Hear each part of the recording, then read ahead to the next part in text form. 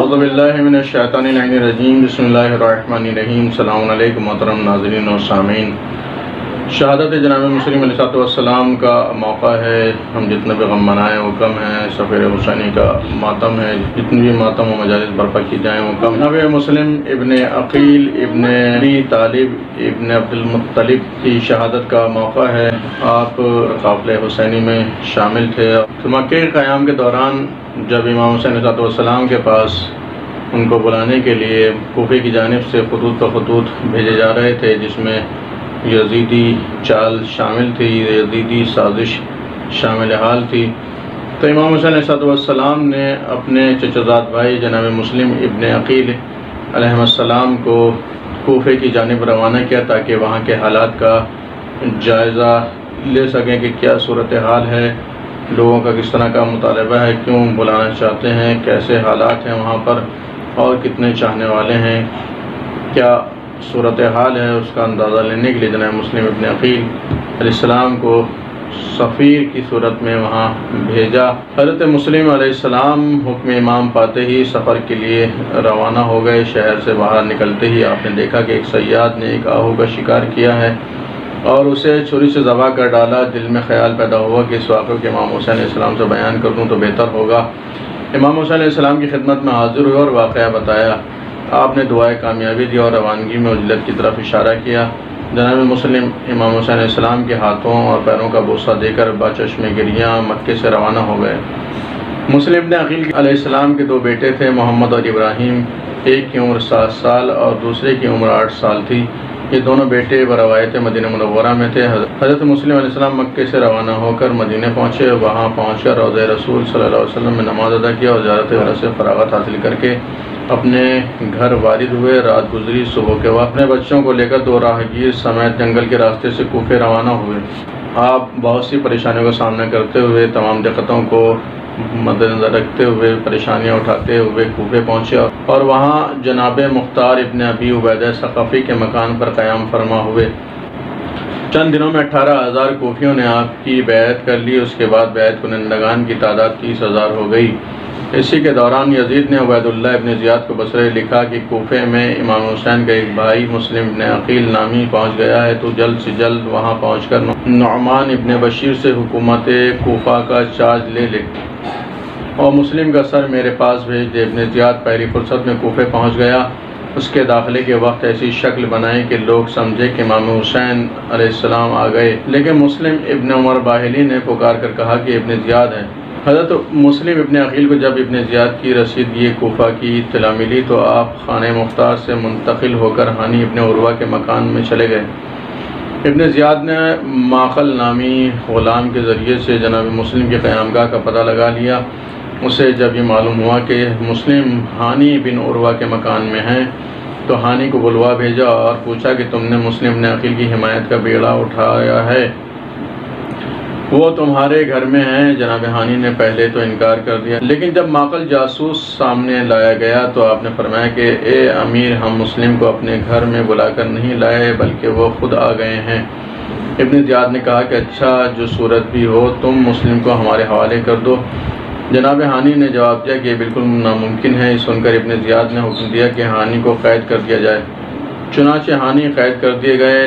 پھر ان سے کہا گیا کہ مسلم ابن عقیل کو حاضر کر دو ورنہ تم قتل کر دیے جاؤ گے۔ جناب ہانی نے فرمایا کہ میں ہر مصیبت کو برداشت کروں گا لیکن مہمان کو تمہارے سپرد ہرگز نہ کروں گا۔ مختصر ہے کہ جناب ہانی، جن کی عمر 90 سال کی تھی، کو کھمبے میں بندھوا کر 500 کوڑے مارنے کا حکم دیا گیا۔ جناب ہانی بے ہوش ہو گئے۔ اس کے بعد ان کا سر کاٹ کر تن مبارک کو دار پر لٹکا دیا گیا۔ جناب مسلم کو جب جناب ہانی کی گرفتاری کا علم ہوا تو آپ اپنے ہوا خواہوں کو لے کر باہر نکل گئے۔ دشمن سے گھمسان کی جنگ ہوئی، لیکن سیر ابن شہاب، محمد ابن اشش، شمر ابن ذی الجوشن، شیس ابن ربیع کے بہکانے اور خوف دلانے سے سب ڈر گئے، یہاں تک کہ نماز مغربین میں آپ کے ہمراہ صرف 30 آدمی تھے اور جب آپ نے نماز تمام کی تو کوئی بھی ساتھ نہ تھا۔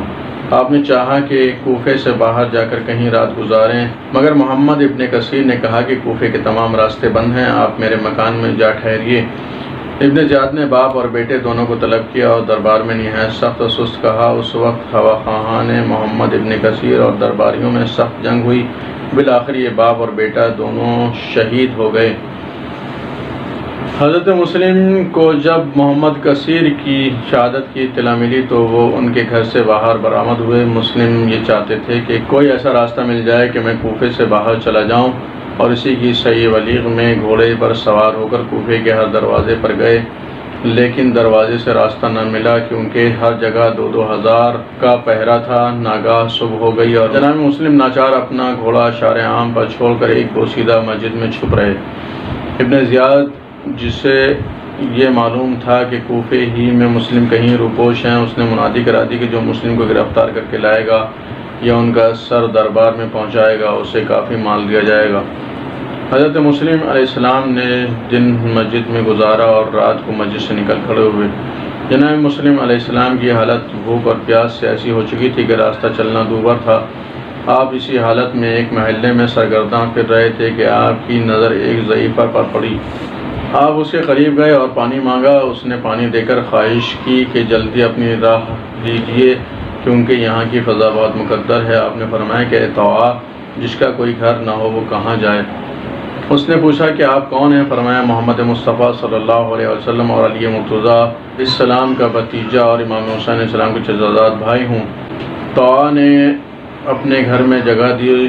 آپ نے رات تو گزاری لیکن صبح ہوتے ہی دشمن کا لشکر آ پہنچا کیونکہ پیسر طوعا نے ماں سے پوشیدہ ابن زیاد سے چول خوری کر دی تھی۔ لشکر کا سردار محمد ابن اشعث تھا جو امام حسن علیہ السلام کی قاتلہ جودہ بنت اشعث کا حقیقی بھائی تھا۔ جناب مسلم نے جب 3,000 گھوڑوں کی ٹاپوں کی آواز سنی تو تلوار لے کر گھر سے باہر نکل پڑے اور سینکڑوں دشمنوں کو تہہ تیغ کر دیا۔ بالآخر ابن اشعث نے اور فوج مانگی۔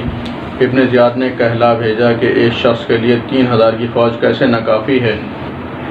اس نے جواب دیا کہ شاید تو نے سمجھا کہ کسی بقال سے لڑنے کے لیے بھیجا ہے، غرض کہ جب جناب مسلم پر کسی طرح قابو نہ پایا جا سکا، ایک خس پوش گڑھے میں آپ کو گرا دیا گیا، پھر گرفتار کر کے ابن زیاد کے سامنے پیش کر دیا گیا۔ اس نے حکم دیا کہ انہیں کوٹھے سے زمین پر گرا کر ان کا سر کاٹ لیا جائے، اور آپ نے چند وصیتیں کی اور کوٹھے سے گرتے وقت السلام علیک یا ابا عبداللہ کہا اور نیچے تشریف لائے۔ آپ کا سر کاٹا گیا۔ علماء کا بیان ہے کہ آپ کا اور ہانی کا سر کاٹ کر دمشق بھیج دیا گیا اور تن بازار قصابہ میں دار پر لٹکا دیا گیا۔ دونوں کے پیروں میں رسی باندھ کر بازاروں میں پھرا رہے تھے کہ قبیلہ مزحج نے کافی جنگ و جدال کر کے لاشیں حاصل کر لیں اور دفن کر دیا۔ بہرحال آپ کی المناک اور دردناک دلسوز شہادت 9 ذی الحجہ 60 ہجری کو واقع ہوئی تھی۔ انا للہ و انا الیہ راجعون۔